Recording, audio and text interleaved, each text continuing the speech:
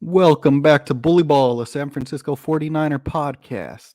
Today we have the 49ers versus the Falcons week 6 matchup. And it's going to be a good game in Atlanta. Um, tons of 49ers are out this week, missing a ton of starters on defense. Um, they got to battle through the injuries. This is your classic trap game. So we're going to dive in. We're going to talk all about it. If you tune in live, and you want to hop on and give your thoughts, let me know and I'll shoot you over the link to join me on here. And it looks like the 49ers have some things working in their favor and they have some things that are not going to be working in their favor. So I'll pull up Twitter and I'll show you guys how the stadium's looking out there in Atlanta. Looks like it's going to be another 49er takeover. So that's the good news. The bad news is 49ers are going to be missing 6 starters on that defense. So it really doesn't matter how bad the Falcons offense is. When you're missing that many starters on defense, you're definitely going to get tested. And we're going to see, the 49ers have a ton of depth on the defense. So we're going to see just how good that depth is today. And this is one of those weeks where, you just got to get the win no matter how it happens. Sloppy, clean. You just got to go out there, get the win, head back home for that Chiefs matchup next week and get all your players back. So the 49ers inactives today for this game. Trent Williams, obviously. Eric Armstead didn't even go to Atlanta. Nick Bosa is the big one, out today. How are the 49ers going to deal with that? Jimmy Ward, again, broke his hand last week. Tyler Kroft, and then Danny Gray, which is interesting. Is Danny Gray the Brandon Ayuk of this year? Is he in the doghouse? Because he is not getting playing time. He got in a few plays last week, had a deep throw to him that was incomplete. He might be the new guy in the doghouse this year. 49ers. 3 of the 4 starters on the D line are out this week. Samson Ebukam, he was limited early in the week, but he is playing. He's active. So, the Falcons, they're without their best rusher in Cordell Patterson this week, but they do, they like to run the ball, and they're going to keep running the ball over and over. So how is this 49ers D-line going to hold up against the run this week? It's going to be tough. It's probably going to be, one of those grinded out games. But this is the week the 49ers really need the offense to step up. Aaron Banks was limited early in the week, but he's active. Obviously, you got Jalen Moore starting again. But the 49ers offense is relatively healthy. So this is the game you need the offense to carry the load. While the defense deals with some things, they're probably going to give up a little bit more than they do, in the previous weeks. But we'll see. Any comments? What do you guys think the score projection for the game is going to be this week? And let me pull up Twitter so we could go ahead and take a look at what's going on, at the stadium right now. So we got Brandon Ayuk playing catch with the fans. You love to see it. Brandon Ayuk game today. 49ers going to start using Brandon Ayuk today, hopefully. So again, here's the list. And then, so these are 2 of the other people I didn't mention that were inactive. Javon Kinlaw to IR and Emmanuel Mosley with the knee injury. I don't know if he's on IR yet, but he should be. So, I mean, the Falcons don't really have a great receiving core. I'm not 100% sure if Kyle Pitts is playing, but I think he is. So you got Kyle Pitts and you got the rookie. Can't think of his name off the top of my head. What is his name? Drake London, Kyle Pitts, good players. 49ers should be able to still do what they do.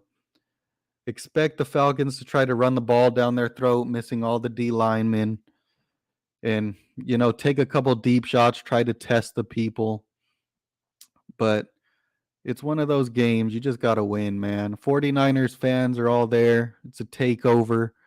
So, they don't got that home field advantage like they normally should, but it should be one of those games.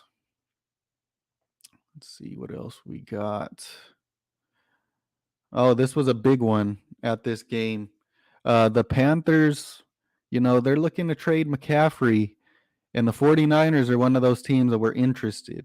So, with that being said, they won multiple first round picks. 49ers not going to do that. 49ers are that team. Anytime a person is available on the trade market, the 49ers, reach out.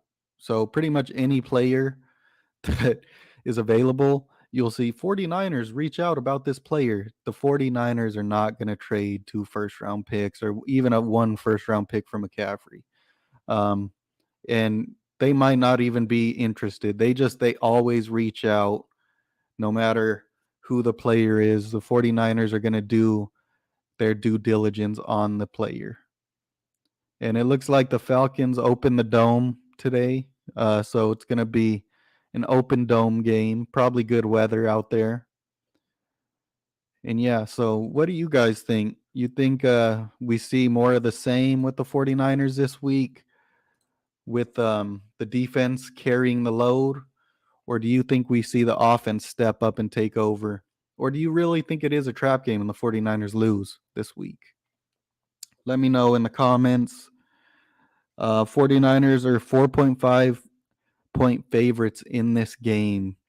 The line opened at 6.5, but it has lowered, probably due to the injuries that we've seen. And yeah, so they did say the wide receiver Danny Gray is a healthy scratch this week. So, that dude's in the doghouse. He's this year's Brandon Ayuk.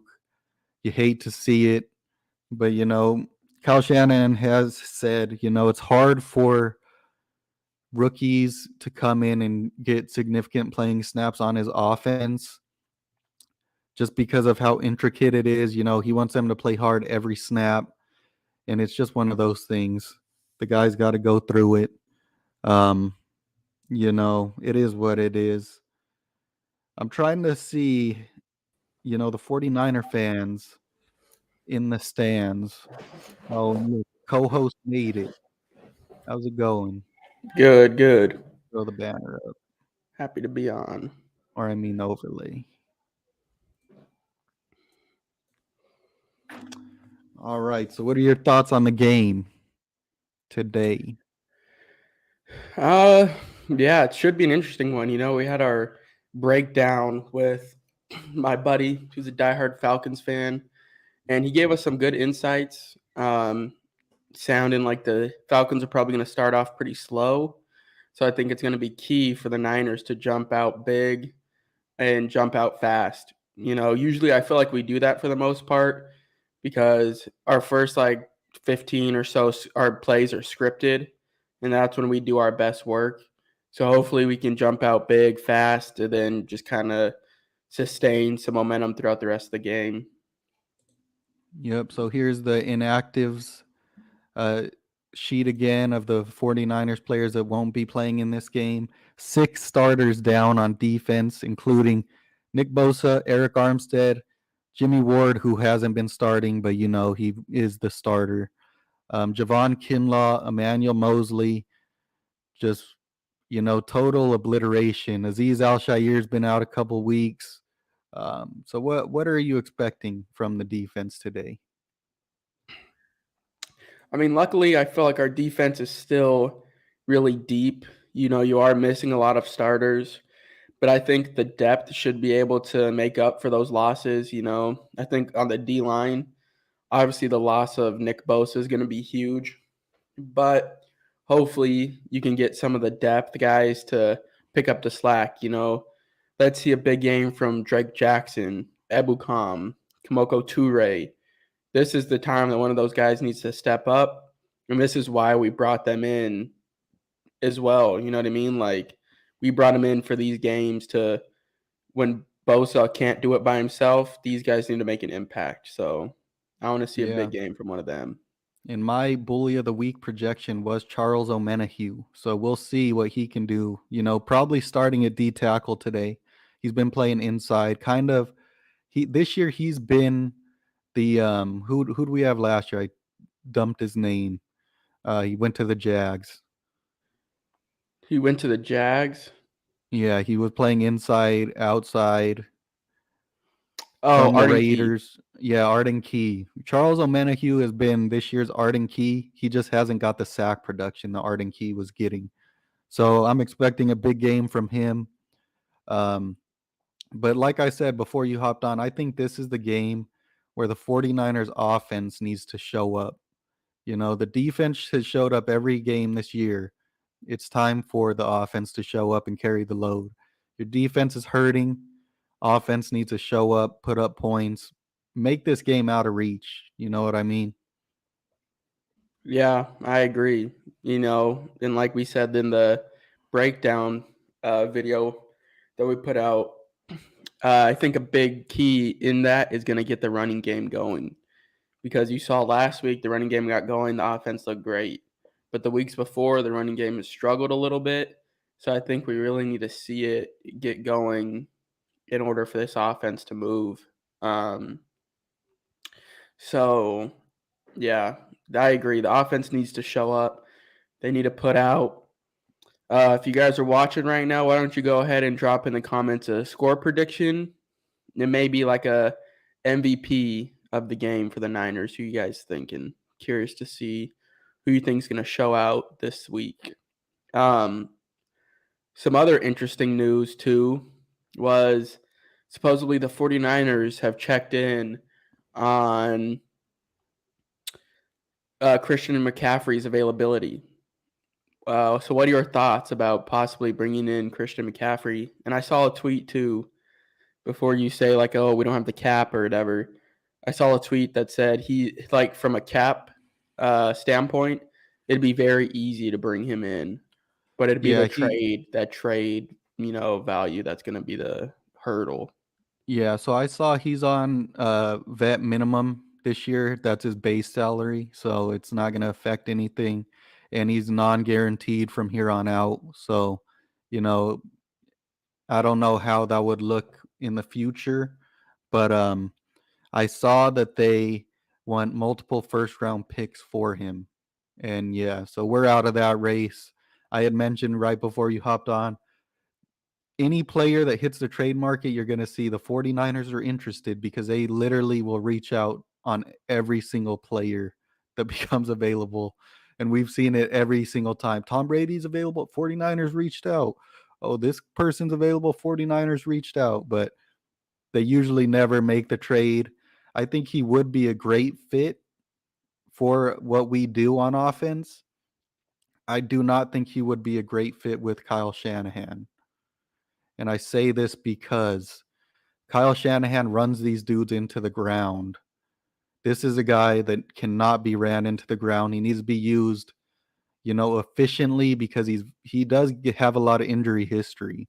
So he's a guy you got to use at the right moments and get the most out of him.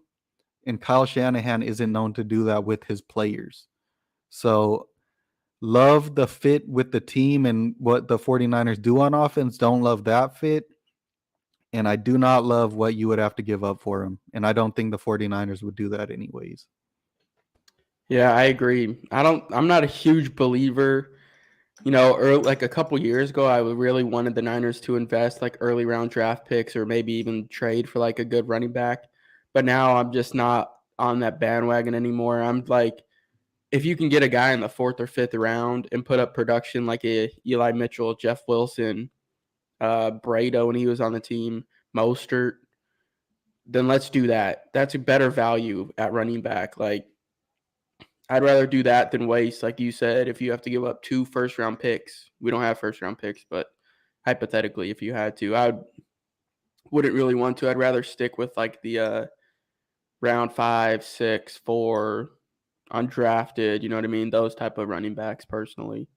I think And just from a team perspective, the value is just there. It's a lot better value in fourth and back than it is if you're picking second. First, and the Niners have fell victim to that. Trey Sermon, Joe Williams, we've seen it already before. So that's just my And thoughts on it. we saw this last week. 49ers bring Tevin Coleman in off the streets, has 2 touchdowns, and makes a big impact in the game. So, and he's a guy that they had before, didn't do much, comes in, goes pretty crazy in the first week off the street. So it's just one of those things. I did say in the draft this next year, 49ers, I would love them to take Jamar Gibbs with their second round pick if he even made it there. That dude just looks like he's different. And but yeah, 2 first round picks can't do it. That's not it, boss. Yeah. No way.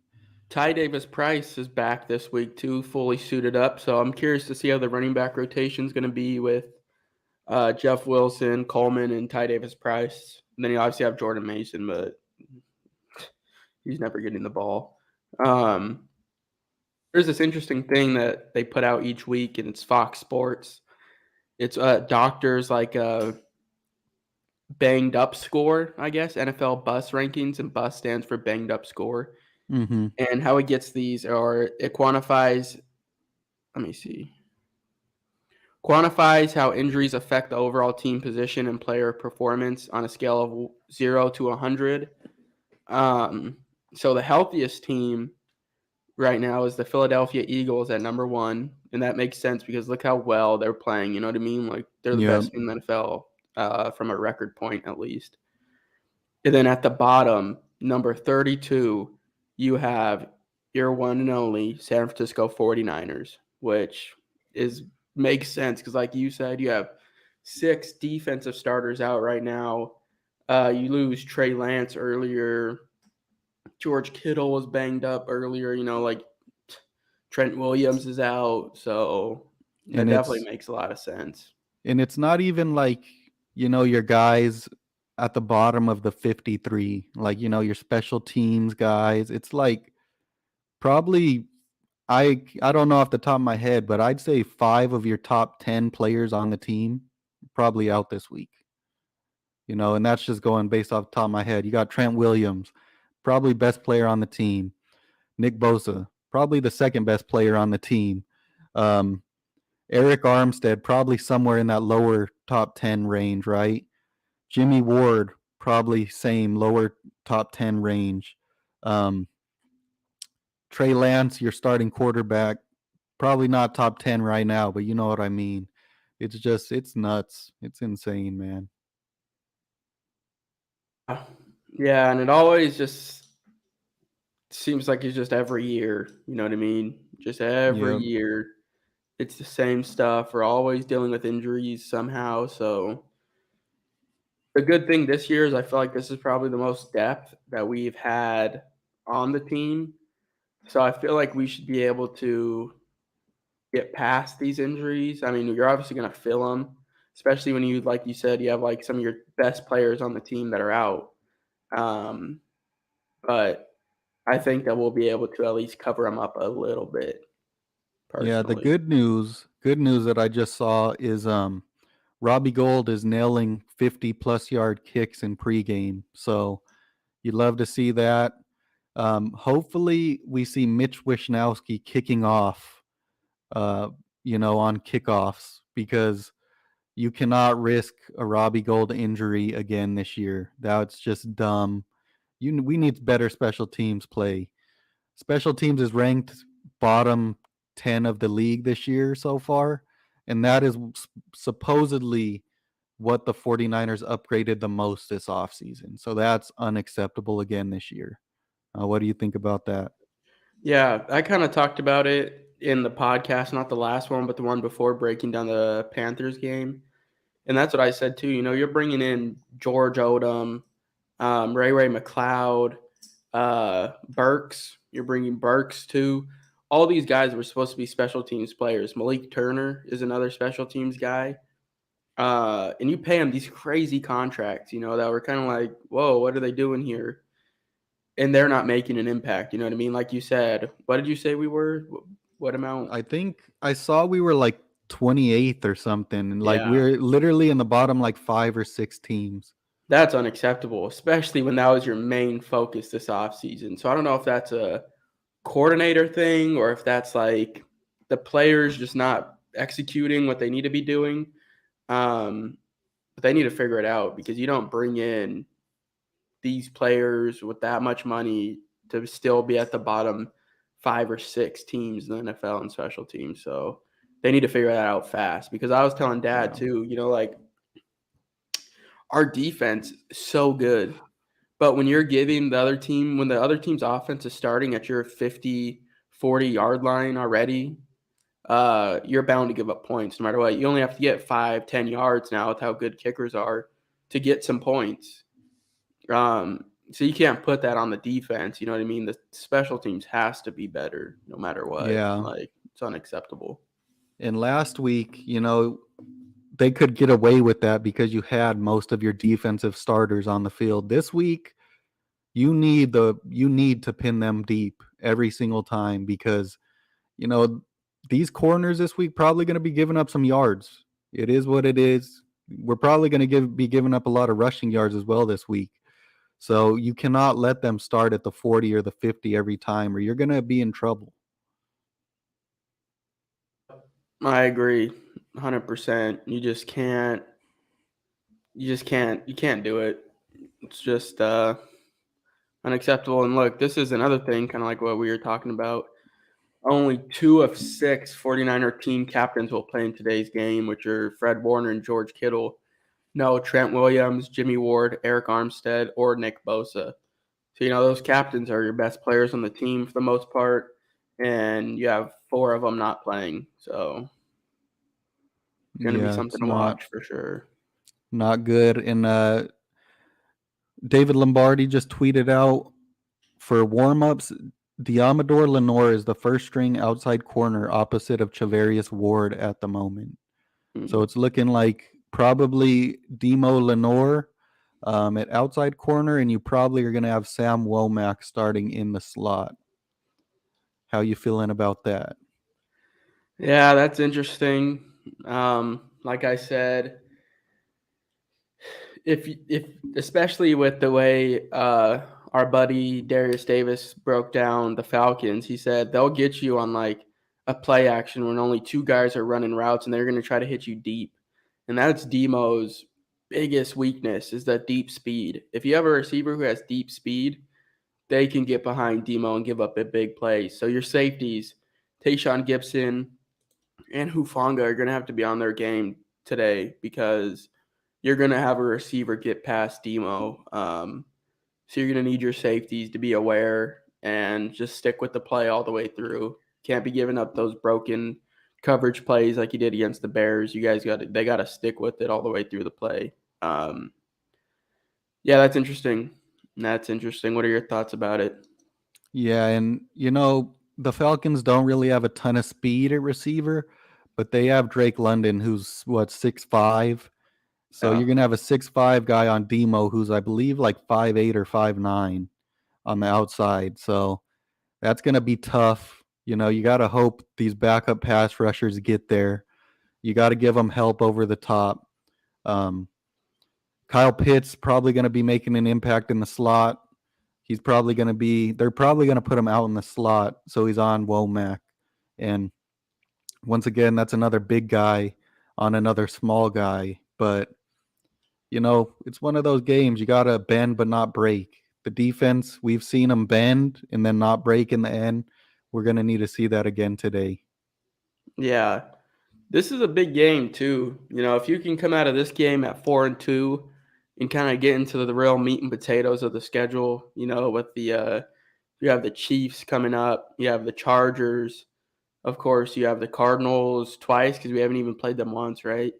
You still have the Rams, the Seahawks are getting their groove, and then the Raiders, of course. So this is when the real after this week. I mean, I'm not counting the Falcons out either.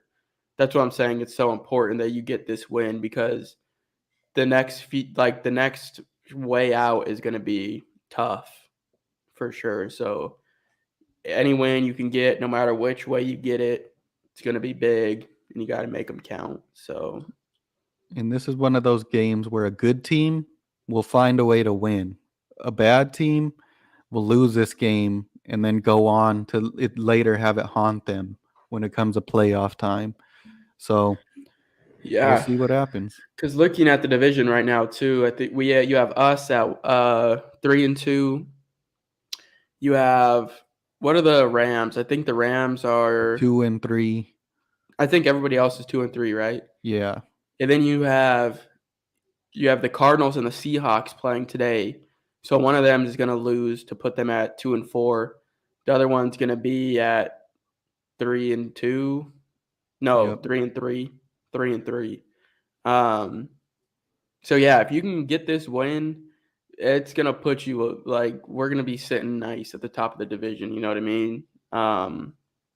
So yeah, like you said, if you lose this one, looking down towards the end of the road, it's probably gonna come back to bite you in the ass for sure. Yeah, and you get through this game, you play the Chiefs at home, you play the Rams on the road, and then I think it's the bye week. So, get through it. Hopefully you get your reinforcements back next week, make it through the next couple of weeks and get to that bye week, and hopefully you get healthy. Um, Pre-game warm-up indicators of people that should be starting today. You got Moore, Banks, Brendel, Burford, McGlinchey on the O-line, as you would expect. Banks is playing today. You got Demo, like we said, at right outside cornerback, and you have Sam Womack backing him up today. He should be starting in the slot. So You have, actually, they just put out a tweet right now. Matt Barrows said that Omenihu appears to be the base down starter at D end, while yeah. Dante Johnson was taking snaps at the nickel. Oh, so he's starting at nickel. So Yeah, Dante's yeah. first game back from the practice squad, he's starting in the nickel. So you have Omenihu at D end instead of D tackle, which is what I thought he would play. You have Kevin Givens and Hassan Ridgeway at D tackle. And then you have Ebukam obviously starting at the other D end. And then running back Jeff Wilson Jr. as expected, even though Ty Davis Price is back. Yeah, this might, since you saw Jeff Wilson's obviously going to be the starter, like you said, but Tevin Coleman revenge game possibly, back in Atlanta. Obviously, Tevin Coleman was in Atlanta for a while. So that'll be something to watch. See if he can have the same type of impact that he did last week. That'd be good to see. Yeah, and like you said, Dante Johnson in the slot. Are they going to try to test him with maybe they put Drake London in the slot or Kyle Pitts in the slot? Test him deep. Could see that as Yeah. well. Yep. Definitely going to be interesting for sure. Let's see. We got a comment here. I am hoping to see more action going Kittle's way. And, last week that was happening, and then he fumbled. Yep. They were throwing him the ball a ton, and then, he's getting the ball, fumble. Didn't get the ball again. He did have it thrown to him a couple more times, but it wasn't going to him after that, really. Yeah. Kittle was my bully of the week, too. So hopefully we definitely can get George Kittle rolling because when he's going, the offense is going. So let's see Kittle down the middle or Kittle over the middle. Let's see that. Yep. Who is your key matchup today in this game? Could be a one-on-one matchup, could be a positional group matchup. Who's your matchup to watch in this game? Since we said, that their offense really needs to get going this game, I'm going to say the key matchup is going to be Banks, Burford, Brunskill versus Grady Jarrett because that guy can dominate a game. Our guest on this last podcast spoke about it a little bit. You can't let interior pressure come because once you get interior pressure, Jimmy G starts to fold. I mean, any quarterback in the NFL really does too, but Jimmy G especially. So you need your guards, Brendel as well, the center. You need those three guys to limit how much pressure is coming up from the middle from Grady Jarrett because he can be a game changer. You know what I mean? He had that sack on Brady last week that was called a penalty. um, controversially, but still, you can't be having him just wrecking plays in the middle. So that's going to be my key matchup for the week. What's yours? That was going to be mine as well, but since you took that one, and one last thing is Grady Jarrett is leading the league in sacks from the D tackle spot. So he has the most sacks out of all D tackles, including Aaron Donald, on the season so far. Yeah. Um, my matchup, since you said that, mine will be I'm going to say Drake London on the outside, whoever is Demo Lenore or whoever's on that side of the field today. We know what Charvarius Ward brings. That dude is a lockdown corner, number one corner in this league. Not the best corner. I'm saying a true number one No. corner on a I defense. was going to say, damn, making Yeah, bold statements no, over here. a true number one corner on a defense. The other side of the field going to be tested and tested hard today. At least that's what I would do. So that's my key matchup of the day. And yeah, that we go ahead. Yeah, that's a good one. That's what I was thinking too. Just the DBs in general versus their receivers and Kyle Pitts. Because even like you said in the slot, if whoever's starting there, whether it's Dante Johnson or Sam Womack, they're gonna test them. And Kyle Pitts is huge. That dude's practically a receiver. And then like you said, Drake London against Demo Lenore, you have that crazy height difference. So yeah, that's a good one too. And your guy, Brad Graham on Twitter, just tweeted out a great day for 49ers Charles Omenihu to secure 2 sacks. Yeah, that's That funny. that was your prediction too, wasn't it? From yesterday, yes, that Yeah. was my prediction that I said.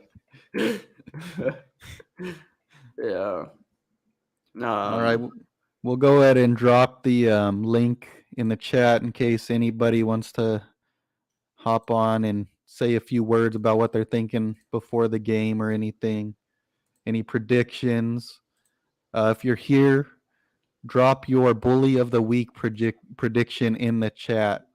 Bully of the Week, we do here. That's our channel. Bully of the Week isn't necessarily the best player in the game. It's who you think is going to physically dominate the opposite team in the game. Could be an O lineman, could be a receiver, whoever, could be who's going to have the biggest hit, the most tackles, whatever you think. Drop your Bully of the Week in the chat if you're here. I so before you guys drop it in, Joseph's was Charles Omenihu with 2 sacks. And then our buddy said that his bully for the Falcons was going to be Chris Lindstrom, who's their like right guard, who's the top rated right guard, I guess one of the top rated guards in the league.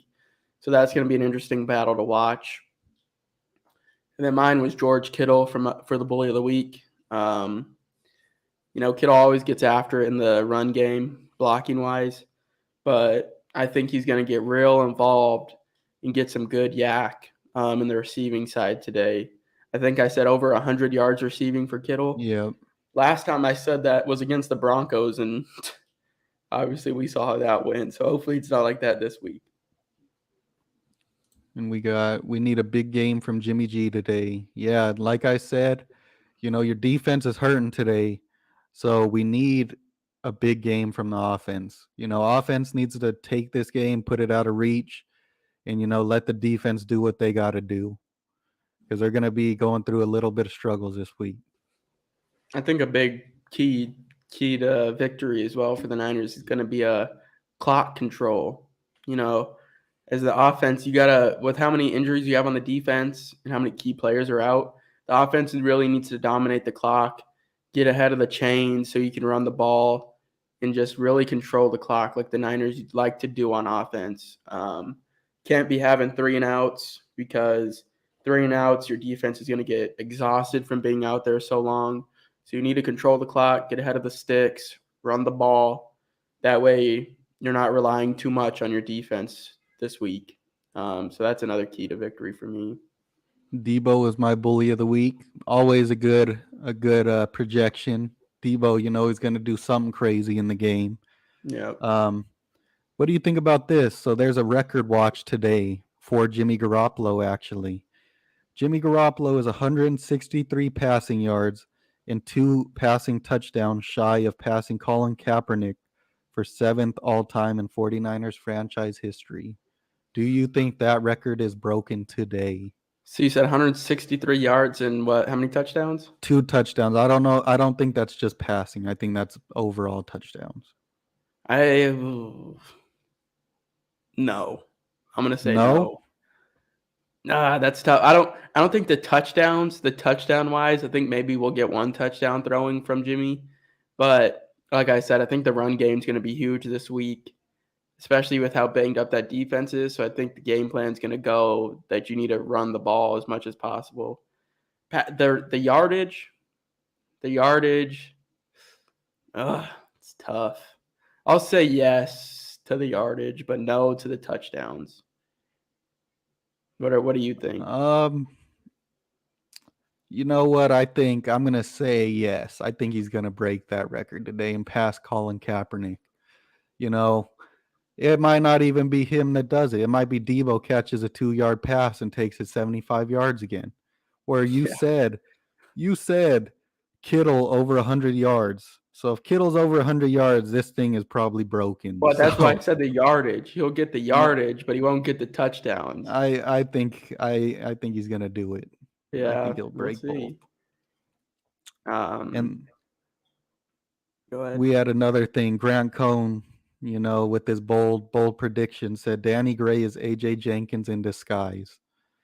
Funny thing though is AJ Jenkins was a first-round pick, and he wasn't as fast as Danny Gray. So I think that's kind of a dumb thing to say. But Still whatever. very, very early too. The dude's still a rookie in his first year, and this is only week 6. You know what I mean? Like, And he's still already very shown early. more, even though it was preseason. He's shown more than Yeah. anything that Jenkins had showed at all. Here's our Gosh, dang it. our mom with Hufanga is my bully of the week. Yep. Like Joseph said, just like Debo, Hufanga is always a good bet to be the bully of the week. Dude just brings it. The run game, pass game, whatever it is, dude always brings that physicality. That's another big one. Yeah, every single week. And one thing that isn't related to the game that I wanted to say is I'm very excited to break down these NFL draft prospects at the end of the year. Man, crazy, crazy games. It happens every year, but this year seems just on another level. These college players are just going crazy this year, and I'm excited to break them down. And Yeah. hopefully we'll have some of them on the channel this year for interviews. Yeah, exactly. That'd definitely be a fun one for sure. Yep. So, score projection again, one last time before we hop off. What's your score projection for the game? Knowing everything we know heading into the game now. I think we said yesterday, I think I said 27-10 was my score prediction. I might bring that down a little bit. I'll say 24-10. 49ers win, of course. I think I said 27 to, was it 14? 13 or 14. I think it was 27 to 14. Yeah. And I'll leave it. Like I said, I think the offense is going to step up today. And I think the defense, even though they're missing all the people, I think they find a way to get the job done. Yeah.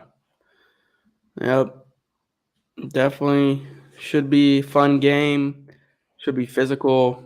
Keys to victory for me are getting up big, getting up fast. You gotta get that lead fast and then sustain it. Another one was the interior offensive line holding true, holding Grady Jarrett, limiting Grady Jarrett. So that's a big key. And then clock management as well for the offense. Get ahead of the chains, get the run game going, and lean on the offense like that. So those are my keys to victory for this week. Yeah, and I agree with all of those, to be honest with you. we need to play a full team. All three phases need to play well today. Offense and special teams need to carry that load a little bit, though. Take a little bit of pressure off the defense. Um, play some good ball. 49ers fans taking over the stadium, so there shouldn't be some crazy, home field advantage or anything like that. And yeah, so we'll see what happens. Hopefully they get the win. Before we hop off, another one thing I wanted to mention, Rams are looking to trade running back Cam Akers. He's inactive this week. That team is reeling, man. They're hurting bad. Do you think they trade him before the trade deadline? Oh, definitely. If not traded, cut. I mean, the dude's not even playing this week because of personal reasons, and personal reasons, as like the reporters were saying, like just troubles with the team. So not like personal, like he's had a death in the family or something. So yeah, and then McVay said too earlier in the season that he wasn't playing as much because he wasn't like having that sense of urgency, I guess, when you play. Kind of like the same thing that Ayuk went through last year. You remember?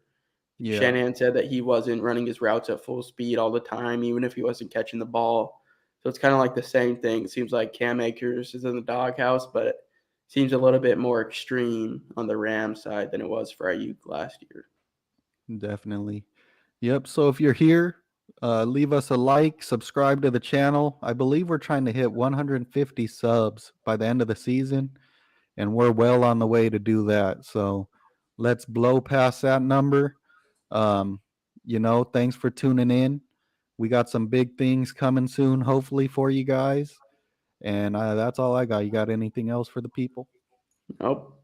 That's pretty much it. It's just hope that we can stay healthy, I guess. I mean, we're already not healthy going into the game, but hopefully it doesn't get worse. Just hope for a good game. Let's get a Niners dub. Push us to 4-2.